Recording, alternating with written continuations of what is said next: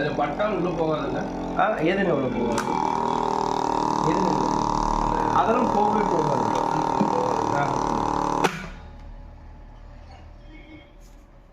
நீங்கள் விரல் கூட யூஸ் பண்ணிக்கலாம். அடுத்த இது கொஞ்சம் மைக்ரான் கம்மினால இல்லை, நல்லா தான் ஒட்டியிருக்கு. நீங்கள் கூட குறைச்சிக்கலாம். இது மைக்ரான் கம்மியாக இருக்கும்போது அதுக்கு 3 அதை தான் சொல்ல வந்தேன். சரி. இதில் இன்னொரு டவுட் என்ன டவுட்னு இருக்குது. மேக்ஸிமம் வந்து உங்களுக்கு வந்து இந்த கனவுல வந்து அது ரெண்டாவது பரவாயில்ல. ரெண்டாவது என்னன்னா அந்த சுருப்போட கூட வைக்கிறப்ப சொல்கிறேன்.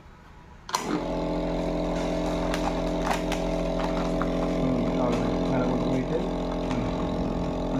முடிஞ்ச வரைக்கும் இந்த சுருக்கத்தை இப்படி அரெஸ்ட் பண்ணிக்கிறேன். இழுக்க ஆரம்பிக்கிறது.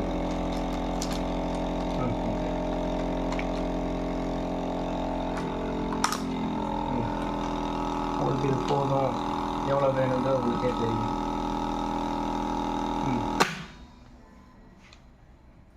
இந்த மாதிரி படக்குன்னு போகும்போது இது மற்றதெல்லாம் போகாது. இல்லை போகாது, அது ஸ்ப்ரிங் மெத்தடு தான். அதுதான் கீழே போட்டுறது தான் கூடாது. அதே மாதிரி இவ்வளோ பொருசு தேவையில்லை. அதனால தான் ஒரு 4 தடவை பண்ணாதான் அது வரும். இப்போ சைட் பட்டது. இல்லை இந்த மாதிரி படக்கு ஆனால் இது கிளிப்பு தானா? இந்த கிளிப் இருக்குல்லண்ணே? இல்லை அதெல்லாம் உங்களுக்கு கிடைக்கும். அதனால தான் நம்மளுக்கு கொடுத்தது. அதனால தான் கேட்குறேன். ஏன்னா திடீர்னு போச்சுன்னா ஒன்றும் பண்ண முடியாது. இல்லை பார்த்துடலாம். ஏன்னா பட்டன்னா பிரச்சனை இல்லைங்க. இது டப்பு டப்புன்னு எடுக்கும்போது இது எப்பயுமே இந்த கிளிக்கு சவுண்டு வரதான் செய்யும். இல்லை பாருங்க, தாங்கணும். இல்லை ஃபர்ஸ்ட் வந்து இந்த நாசில உள்ள வெளியே தள்ளிக்கணும். தள்ளினோடனே வேகப்படுத்துறோம். சரிங்களா? எடுத்தோடனே இது இருக்கா, இந்த நாசில போச்சுருவோம். அப்படின்னா வந்துடும். இப்போ போதும்னு நமக்கு தோணிடுச்சுன்னா ஓகே, வேக்கம் இந்த அளவுக்கு போதும் அப்படின்னு தோணுச்சுன்னா அப்புறம் இதில் இப்படி ப்ரெஸ் பண்ணிக்கோங்க. இது சீலிங் டைம் கட் ஆகிடுச்சு. நான் என் பஸ்ஸர் சவுண்டுக்காக விட்டுருக்கேன்.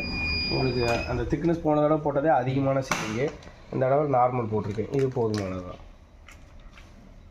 இந்த பட்டையே போதும். இந்த பட்டை அது அதிகம், ரொம்ப நேரம். ஆனால் இந்த லென்த்துக்கு ஃபுல்லாக சீல் ஆகும். ஒரு இன்ச்சு தள்ளி. நீங்கள் ஒரு தடவை பண்ணுங்கள். 3 கிலோ